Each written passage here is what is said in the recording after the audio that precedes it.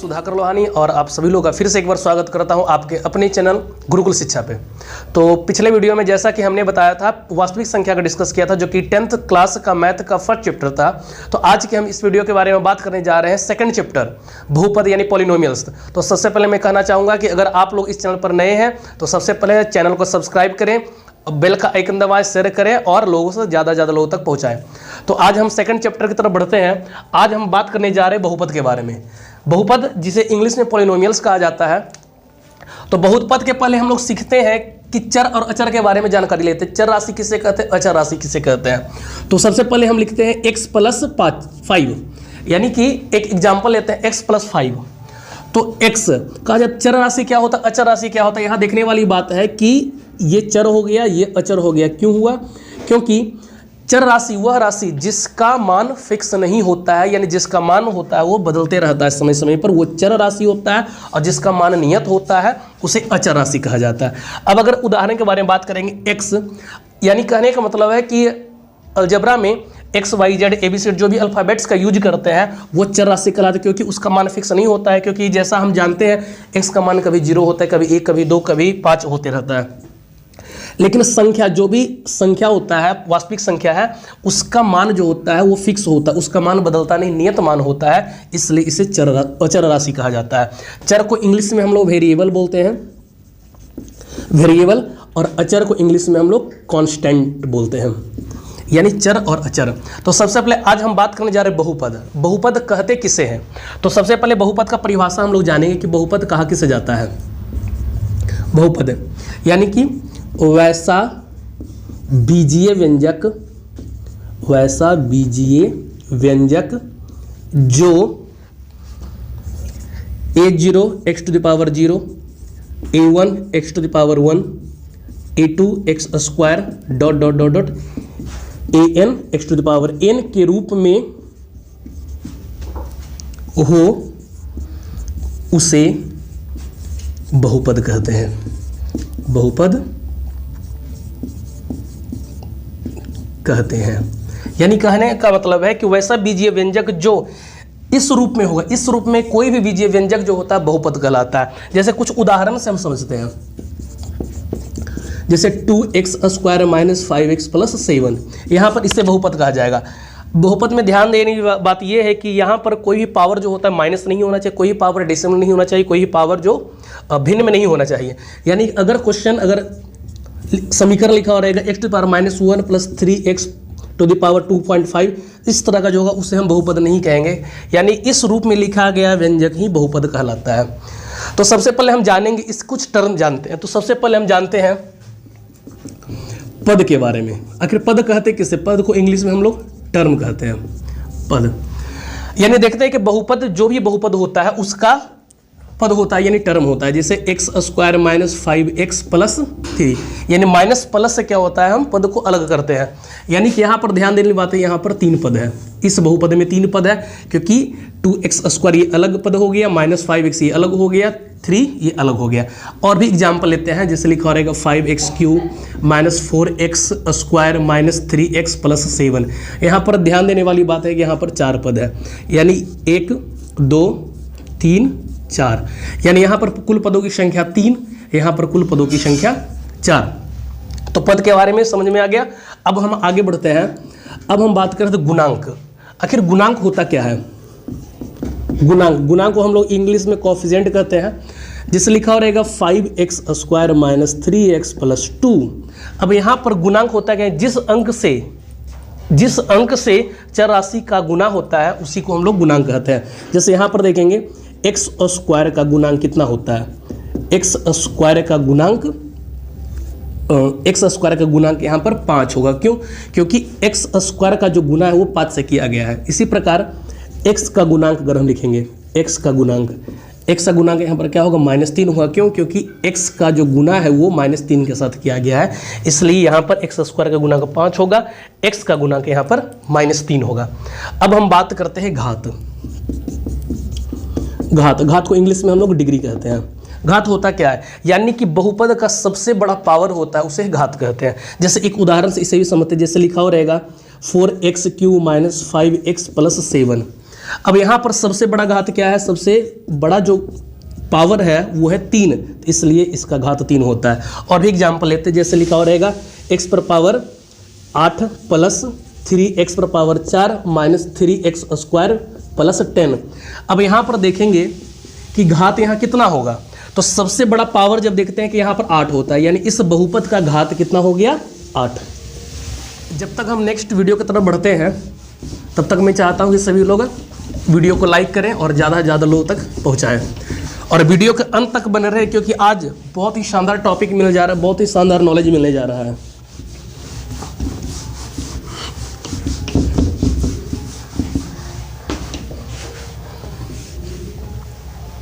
तो अब हम सीखेंगे बहुपद के प्रकार, यानी कि बहुपद क्या, बहुपद का परिभाषा जानने के बाद अब हम लोग सीखते हैं बहुपद के प्रकार,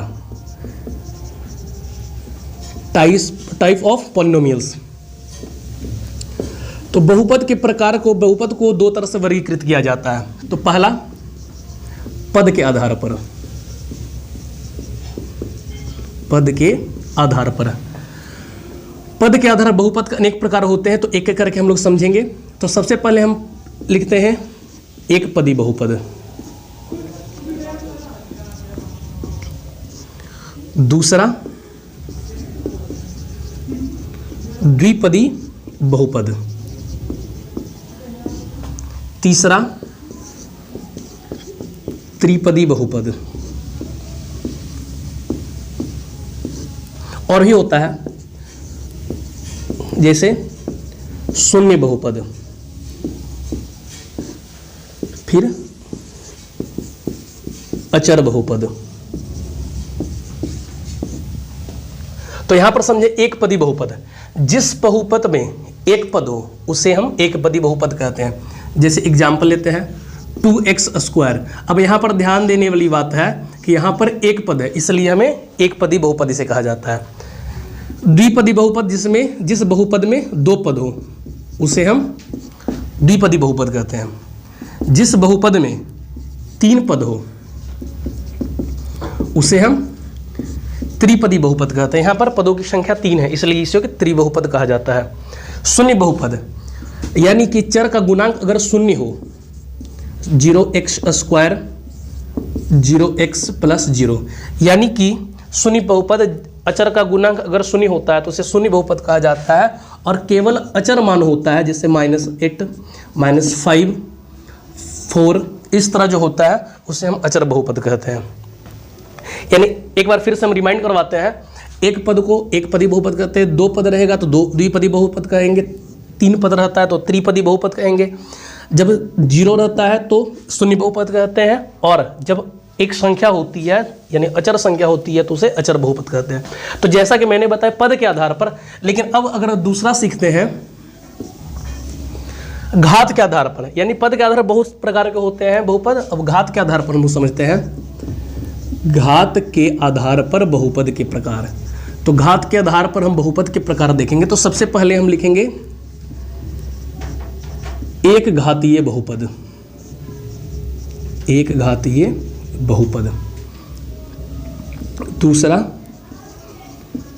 द्विघातीय बहुपद,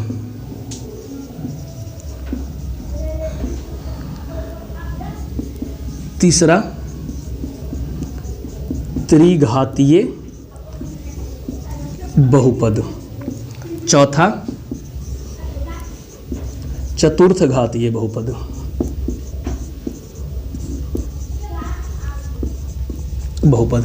यानी एक एक समझेंगे, एक घातीय बहुपद, द्विघातीय बहुपद, त्रिघातीय बहुपद, चतुर्घातीय बहुपद। तो एक घातीय बहुपद होता क्या है, पहले इसको समझेंगे। यानी कि जिस बहुपद का घात 1 हो उसे एक घातीय बहुपद कहते हैं। इसे हम रैखिक बहुपद के नाम से भी जानते हैं, इसे हम रैखिक बहुपद के नाम से भी जानते हैं। अब एक घातीय बहुपद जिसका घात 1 हो, जैसे 2x प्लस 1, यानी यहाँ पर घात कितना है, 1 होगा, तो इसलिए इसे एक घातीय बहुपद कहते हैं। द्विघातीय बहुपद, जिस बहुपद का घात 2 हो उसे द्विघातीय बहुपद कहा जाता है। त्रिघातीय बहुपद कहते हैं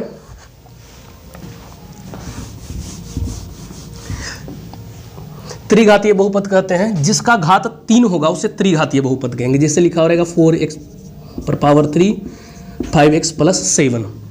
तो एक घातीय बहुपद को रैखिक बहुपद क्यों कहा जाता है? क्योंकि इसका अगर ग्राफ खींचते, इसका अगर हम आलेख खींचते हैं तो इसका जो ग्राफ होता है हमें सरल रेखा में प्राप्त होता है, इसलिए इसे एक घातीय बहुपद के नाम से जाना जाता है। द्विघातीय बहुपद क्या होता है? जिसका घात 2 होगा, इसका जो ग्राफ होता है वो यू शेप में ग्राफ होता है। और ध्यान देने वाली बात यह है कि एक घातीय बहुपद का घात 1 होता है, इसका अनुसर भी एक ही होता है, यानी x अक्ष को एक जगह प्रतिच्छेद करती है। एक जगह, एक घातीय बहुपद एक जगह प्रतिच्छेद करता है, यानी कि इसका अगर हम सॉल्व करेंगे तो इसका जो अनुसर होगा, इसका जो शून्यक होगा वो हमें एक शून्यक प्राप्त होगा। द्विघातीय बहुपद यानी घात 2 होता है तो इसका जो शून्यक निकलेगा 2 शून्यक निकलेगा, यानी इसका जो आलेख होता है x को 2 स्थान पर प्रतिच्छेद करती है। त्रिघातीय बहुपद के बारे में हम यहां पर समझते हैं। यहां पर x से शो कर देते हैं। त्रिघातीय बहुपद हम देखते हैं। यहां पर घात इसका 3 है। जब घात 3 है तो यहाँ इसका हल निकलेगा, यानी कि इसका शून्यक निकलेगा, वो 3 शून्यक निकलेगा। अगर हम इसका आलेख खींचते हैं तो हमें आलेख इस प्रकार प्राप्त होगा। यानी ध्यान देने वाली बात है कि त्रिघातीय बहुपद का जो आलेख होता है वो x अक्ष को 3 स्थान पर प्रतिच्छेद करते ही, यानी इससे पता चलता है कि इसका 3 शून्यक हमें प्राप्त होगा। अब हम आगे बढ़ते हैं चतुर्थ घात बहुपद, उसके बारे में जानेंगे कि आखिर इसका जो आलेख होता है किस प्रकार का आलेख होता है।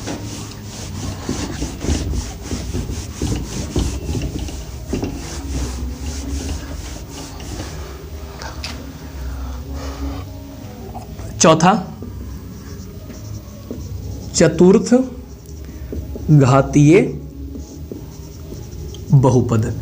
चतुर्थ घातीय बहुपद, चतुर्थ घातीय बहुपद का जो ग्राफ होता है, जो आलेख होता है वो कैसा होता है? पहले एक इसके एक एग्जाम्पल समझेंगे। जैसे 5x to the power 4 minus 3x plus 7। अब यहाँ पर घात कितना है? 4 है, तो इसलिए इसे कहा जाएगा चतुर्थ घातीय बहुपद। अगर हम ग्राफ खींचते हैं, आलेख खींचते हैं, तो यहाँ पर हमें इस प्रकार का यहाँ पर हमें आलेख प्राप्त होता है। यानी कि इसका जो आलेख होता है x अक्ष को 4 स्थान पर प्रतिच्छेद करता है, यानी कि चतुर्थ घातीय बहुपद में शून्यकों की संख्या 4 होती है। अभी हम बात करते हैं द्विघात बहुपद के बारे में। द्विघात बहुपद थोड़ा डीपली समझते हैं कि द्विघात बहुपद है क्या। तो जैसा कि मैंने बताया कि द्विघात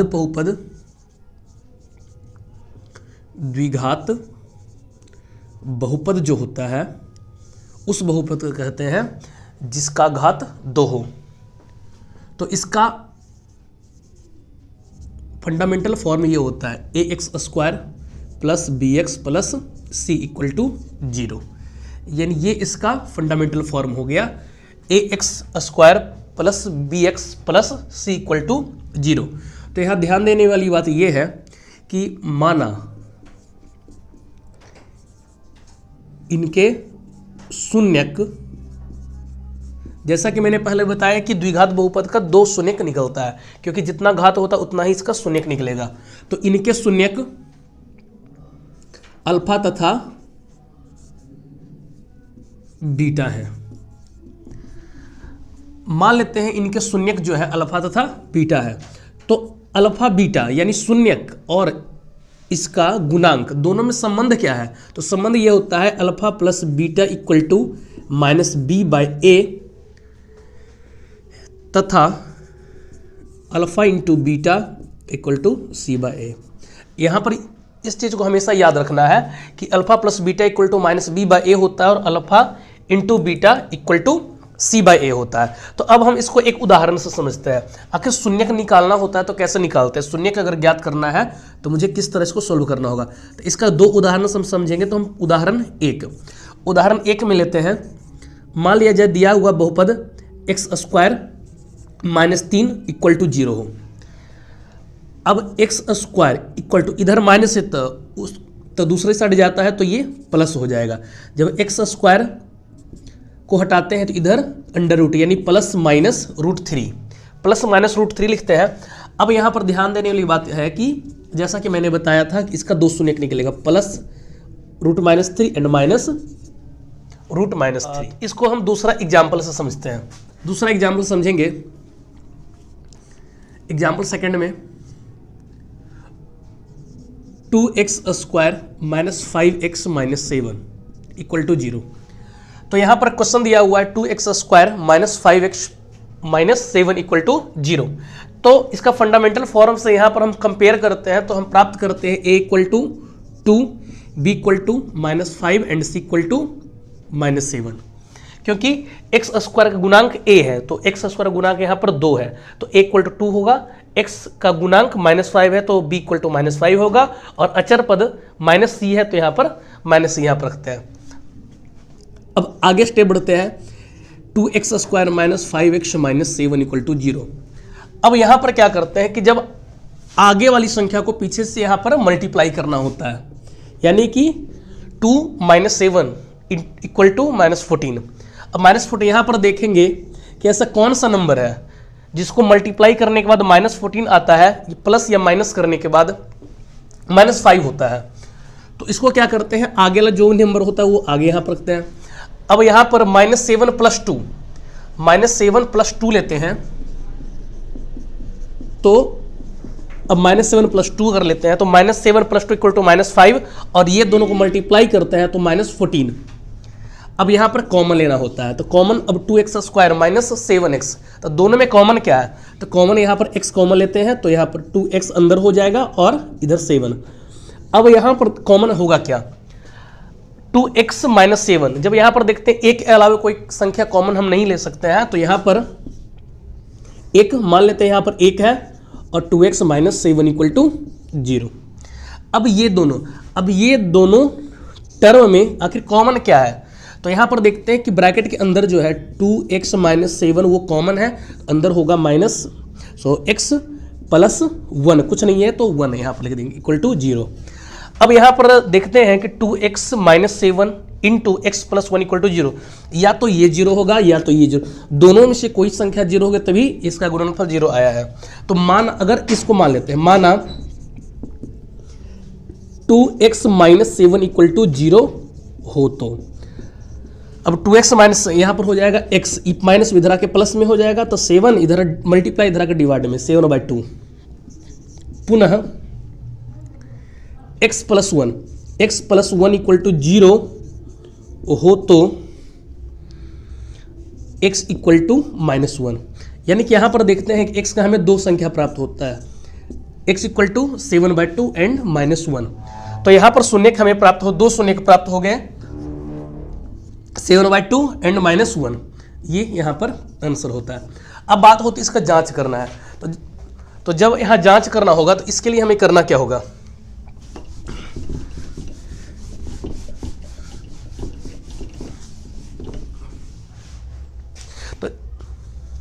तो जांच करना है, तो जांच करने के लिए क्या करना होगा, दोनों शून्य को हम अल्फा और बीटा मान लेते हैं।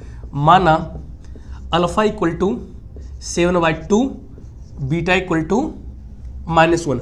यहाँ पर वेरीफाई करना हो तो अगर क्वेश्चन में अगर दिया रहता है, एग्जाम में अगर क्वेश्चन आता है वेरीफाई नहीं करना है, केवल शून्य ज्ञात करना होगा, तो आपको इतना सोल्व करके छोड़ देना है। लेकिन तो क्वेश्चन में दिया हुआ रहेगा कि शून्य और गुणांकों के बीच संबंध की सत्यता की जांच करें, तो इसके लिए आपको यहाँ पर वेरीफाई करना होगा। इसके लिए आपको करना क्या है, दोनों शून्य को एक अल्फा लेना है, एक बीटा मान लेते हैं।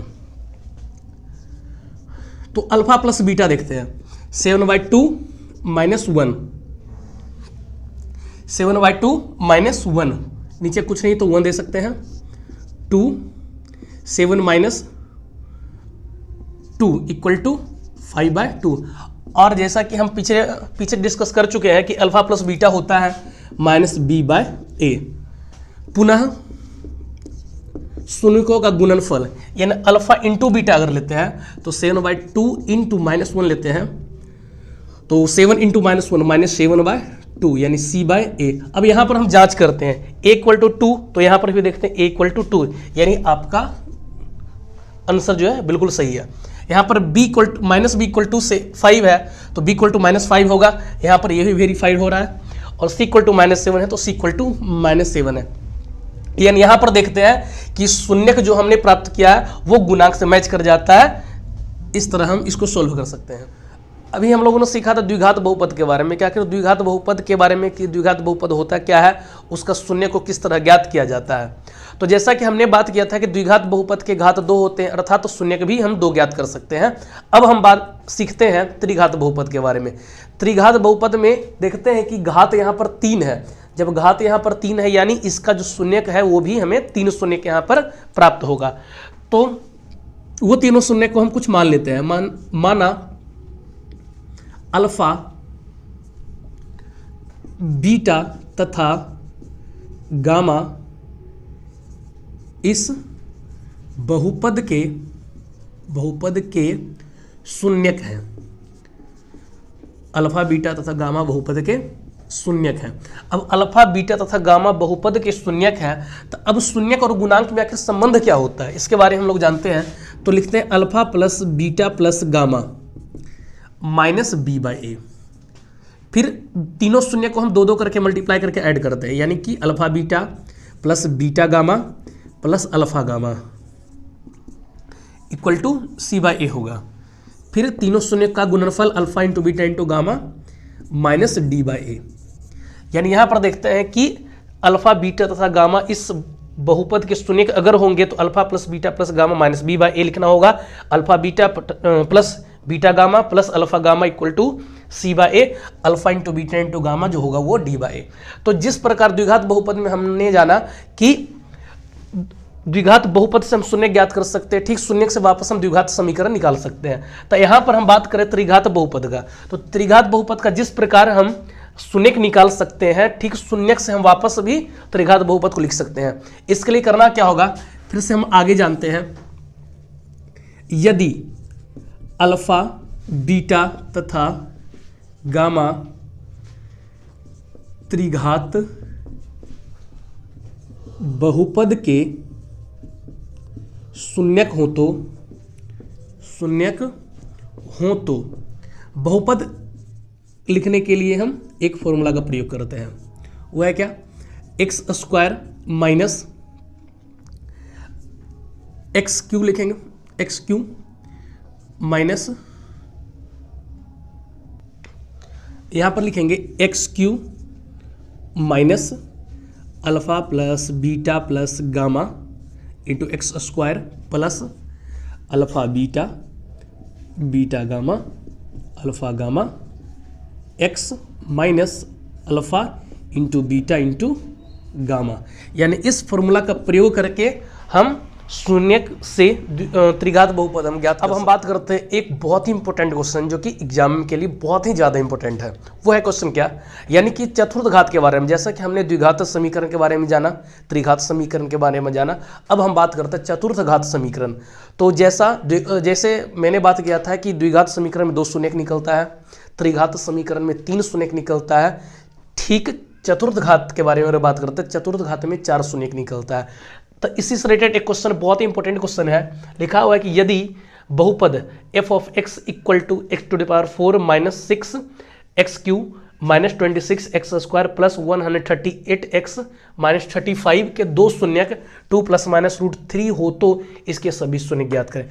यानी कि यहाँ पर घात 4 है, यानी इसके 4 शून्य ज्ञात होंगे, लेकिन 4 शून्य में से 2 शून्य हमें मालूम है, 2 शून्य हमें मालूम है, 2 शून्य हमें और निकाल, यानी कि इसके सभी शून्य हमें निकालना होगा।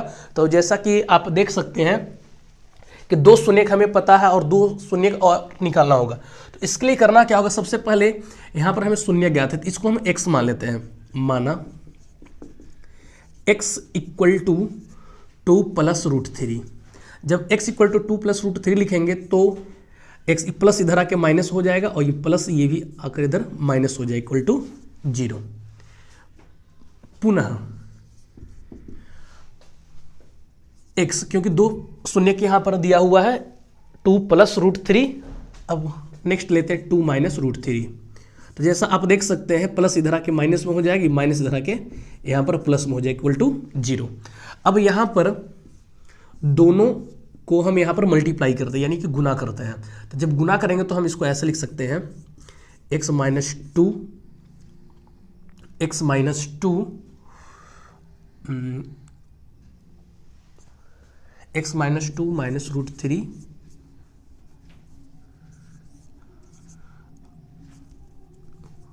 और यहाँ पर लिखेंगे x -2 प्लस √3। अब ये दोनों को मल्टीप्लाई करते हैं तो ध्यान देने वाली बात यह है कि एक फॉर्मूला पर ये मैच कर रहा है, a + b × a - b। तो उस फॉर्मूला पर हम इसको बना देते हैं a - b का होल स्क्वायर। और यहाँ पर क्वेश्चन है a² - b²। तो a² - b² का फॉर्मूला होता है a + b × a - b। तो यहाँ पर आया x² - 4x + 1। अब इसको क्या करना होता है कि हमें इसको डिवाइड करना होगा, यानी लिखना होगा x⁴ - 6x³ - 26x² + 138x - 35। और डिवाइड करना होगा हमें x² - 4x + 1। यहाँ पर हम डिवाइड भी कर सकते हैं, जिसे x⁴ और नीचे यहाँ पर x² लेना होगा, यानी दोनों का आगे वाला पार्ट होता है उसको दोनों को हम डिवाइड करते हैं तो हमें क्या होता है x² प्राप्त होगा। अब ये x² को हम भागफल के स्थान पर लिख देते हैं। अब ये तीनों को हम मल्टीप्लाई x² से करते हैं तो हमें प्राप्त होता है x⁴ - 4x³ + x²। जैसा कि आप जानते हो कि माइनस में साइन चेंज होता है तो प्लस माइनस में हो जाएगा, माइनस प्लस में हो जाएगा, प्लस माइनस में हो जाएगा, यहाँ पर दोनों कट जाएगा। उसके बाद यहाँ पर -2x³ -27x² + 138x। अब फिर से हम दोबारा यहाँ पर मल्टीप्लाई करते हैं, इसका आगेला जो पार्ट है -2x³ को x² से हम डिवाइड करते हैं तो यहाँ पर -2x हमें प्राप्त होगा। तो -2x यहाँ लिख देंगे। तो अब ये तीनों को हमें -2 से मल्टीप्लाई करना होगा तो plus into minus -2x³ plus 4 × 2 8x² -2x। अब यहाँ पर फिर से हम साइन चेंज करते हैं और यहाँ पर हम इसको ऐड करते हैं तो 35x² + 140x और यहाँ पर -35 है, इसको हम राइट डाउन करते हैं। फिर हम एक बार और फिर से हम डिवाइड करते हैं 35x² को हम x² डिवाइड करते हैं, x² कट गया, -35 बचा, यहाँ पर -35 लिख देंगे। अब ये तीनों को -35 से मल्टीप्लाई करेंगे तो हमें प्राप्त होगा -35x² माइनस प्लस 140x, क्योंकि -4 × -35 140x एंड -35। और जैसा कि आप जानते हो कि माइनस करना होता है तो साइन चेंज करना होगा, तीनों कट जाता है, हमें शेषफल 0। अब हमें शेषफल 0 प्राप्त होता है। अब शेषफल 0 प्राप्त हो गया। अब यहाँ पर ध्यान देने वाली बात यह है, यहाँ पर ध्यान देने वाली बात यह है कि भागफल हमें प्राप्त हो गया x² - 2x - 35। अब हम इसको 0, अब इसका हम गुणनखंड ज्ञात करते हैं, इसका गुणनखंड ज्ञात करते हैं तो शून्य के यहाँ से ज्ञात होगा। यानी कि देखना है कि ऐसा कोई दो नंबर बताना है जिसको मल्टीप्लाई करने पर 35 आता है और प्लस या माइनस करने पर -2, तो हमें -7 एंड 5 + 5 लेना होगा। तो x² - 7x + 5x - 35 = 0। अब यहाँ पर कॉमन लेते हैं x - 7, यहाँ पर दोनों में कॉमन ले लेते हैं 5x - 7 = 0। यानी कि यहाँ प्राप्त होगा x - 7 x, ये दोनों में कॉमन हो गया, x - 7 बचा क्या x + 5 = 0। या तो ये 0 होगा या तो ये 0 होगा। जब दोनों को सोल्व करते हैं तो हमें प्राप्त होता है x = 7 एंड -5। अब जैसा कि आप देख सकते हैं कि हमने सभी शून्य ज्ञात कर लिए, क्योंकि x⁴ यानी घात 4 है तो 4 शून्य ज्ञात होगा। तो यहाँ पर 2 शून्य यहाँ पर है और 2 शून्य यहाँ पर, यानी हम इस माध्यम से हमें 4 शून्य ज्ञात कर लिए। ये वीडियो पसंद आया होगा तो इस चैनल को सब्सक्राइब करें, बेल आइकन दबाना ना भूलें। और जो भी अगर कहीं पर भी अगर कोई डाउट्स होता है तो आप कमेंट कर सकते हैं। इंस्टाग्राम पर मुझे फॉलो कर सकते हैं, जिसका लिंक डिस्क्रिप्शन में दिया गया है। So thank you. और लाइक करना ना भूलें, शेयर करना भूलें और बेल आइकन दबाना ना भूलें। टाटा।